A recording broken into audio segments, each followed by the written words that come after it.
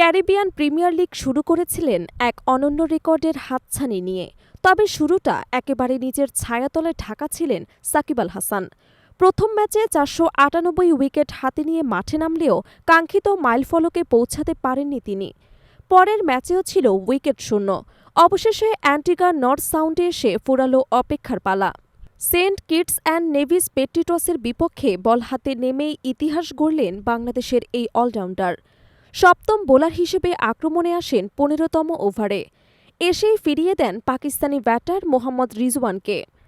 এভাবেই প্রবেশ করেন স্বীকৃতি টি-২০-র ৫০০ উইকেটের ক্লাবে। পরে আবারও ২টি উইকেট শিকার করে দিন শেষ করেন ৩ উইকেট নিয়ে।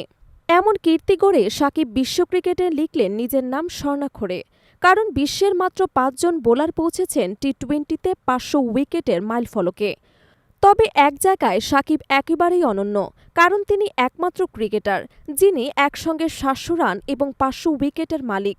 টি-২০ ক্রিকেটে সর্বাধিক উইকেটের মালিক আফগানিস্তানের অধিনায়ক রাশিদ খান। তার ঝুলিতে রয়েছে ৬০৭ উইকেট। ৬৩১ উইকেট নিয়ে দ্বিতীয় স্থানে রয়েছেন ওয়েস্ট ইন্ডিজের ডুয়েন ব্রাভো।